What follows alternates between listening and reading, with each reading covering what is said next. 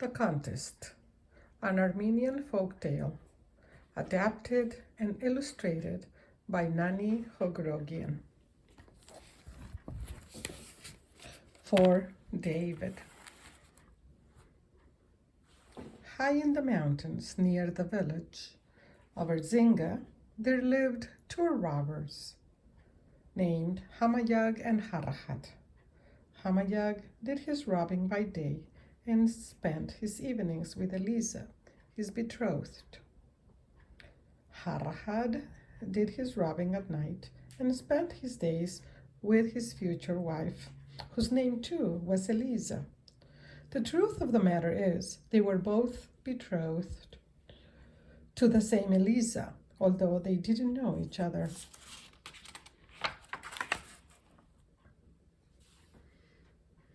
One evening, while Hamayag was visiting Eliza and Harahad was out looking for riches for her, each of the robbers thought about his future. Each decided it was time to try his luck in the next province. The men made their preparations, and Eliza gave each of them a bokja of food for the journey. Hamayag left early in the morning as usual, since he liked to work by day. Minutes later, Harahad departed to be sure he would reach his destination by nightfall. As it turned out, the two robbers met at noon under a pomegranate tree, where each of them had stopped for lunch. They introduced themselves and opened their bokjas to see what Eliza had packed for them. Hamayag pulled out some cheese and olives, and so did Harahad. Harahad pulled out a small jar of dried meat. So did Hamayag. In addition, each bokja contained 1 tomato, 3 scallions, and 4 large apricots.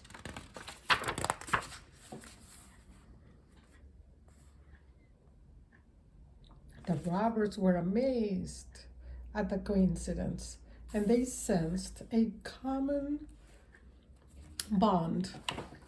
They continued the trip together and compared their lives. "I earn my living by my cleverness," said Hamayag. "So do I." "I will confess to you that I am a robber," said Hamayag. "So am I." "I live on the hill above the village of Erzinga," said Hamayag. "So do I." "I am betrothed to Eliza, the sweetest girl in our mountains." "So am I." "No, I am," insisted Hamayag. The two men grew excited and each described his girl. Before long, they discovered the truth. "I cannot say that I am happy about your pilfering my mountains," said Hamayag, "but you certainly cannot marry my future wife." "But she's mine," shouted Harahad, and the argument continued this way and that until the two robbers realized that anger would not settle their problem. "Well, since our sweet deceiver must give up one of us, let us decide which one it will be," agreed Hamayag and Harahad, each with great confidence in himself. They decided to have a contest to see which of them was the cleverest thief in these mountains. The winner would marry Eliza. Since there was still some daylight when they entered the walls of the city, Hamayag took his turn first. They noticed a man with a small bundle walking toward the jewelry shop. Hamayag quietly slipped the bundle away from the man, and when he saw it contained jewels, he quickly replaced them with stones and returned the bundle to the man. Needless to say, both the man and the jeweler were a little surprised when the bundle was opened. The man reddened, muttered a few words, picked up the package, and left. While the man hurried home, Hamayag again slipped the bundle away from him, replaced the jewels, and returned the bundle. The two smiling robbers followed the man to see the results of their trickery. The man's wife listened to his torrent of anger while the robbers watched through the window. She opened the bundle and found the jewels. "What are you talking about?" she asked. "Why would I give you stones instead of jewels?" The confused man tied the bundle and started out again for the jewelry shop. But Hamayag hadn't finished with him yet. Once more he slipped the jewels out of the bundle and slipped the stones in. And the two robbers trailed the man to see what would happen. And once again the poor man was shocked when the bundle was opened. The jeweler was beginning to lose his patience. The man gathered the bundle of stones and ran from the store. The robbers were doubled over with laughter, but Hamayag pulled himself up and continued the game.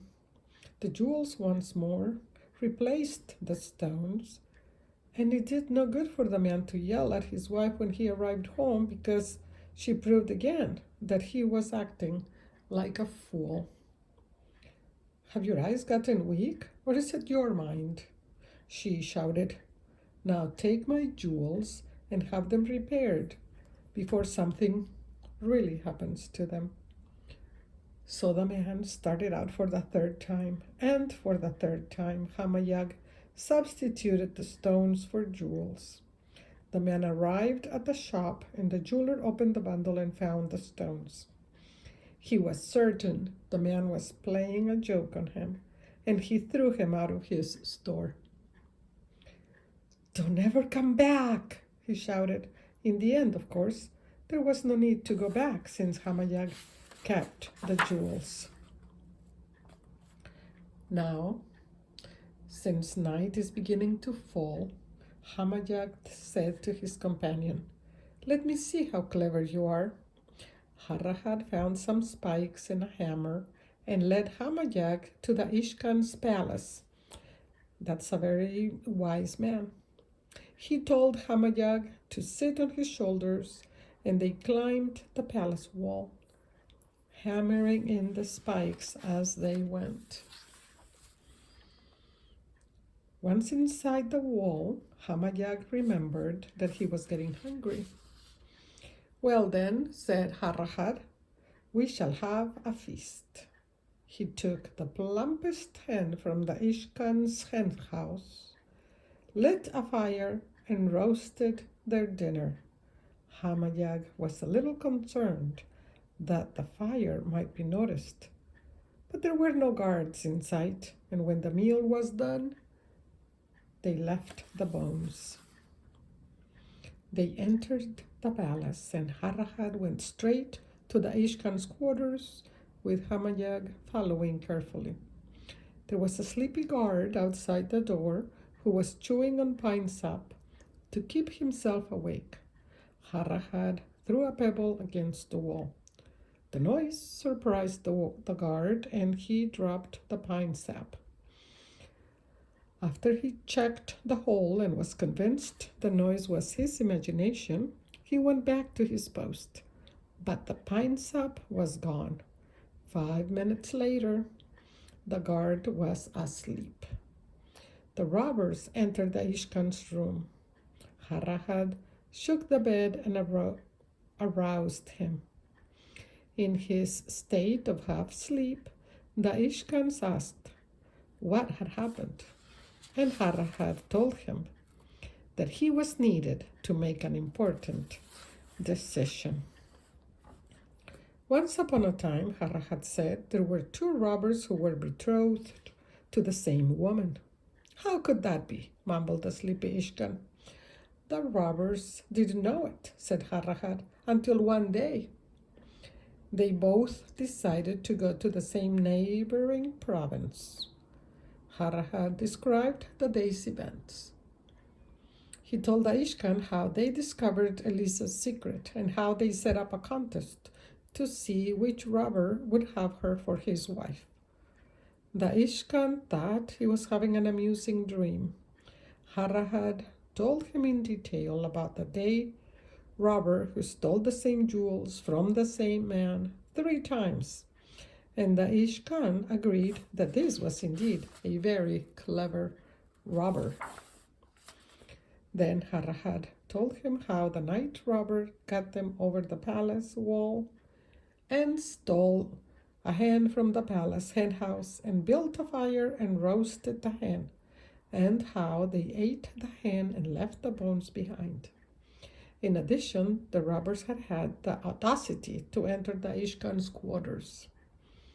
"Impossible," said the smiling Ishkan. They would have been caught coming over the wall, or certainly before they had finished eating the hen. "The story can't be true." "Perhaps not," said Harahad, "but tell me, wise Ishkan, if the story were true, which one would you pick as the cleverer of the two?" "Oh, without question, I would choose the night robber," said the Ishkan. "But on the other hand, the day robber was very clever too." With that, he turned over to dream another dream. The next morning, the Ishkan awoke, remembering a dream about 2 clever robbers, and the Ishkan's guards agreed it would be better not to tell the Ishkan about the chicken bones they had found near the palace door. In the meantime, Harahad and Hamayag decided their sweet betrayer didn't deserve either of them. They agreed that this province could provide a profitable future for both of them, and they remained there. And back in Erzinga, Elisa too had discovered a new future.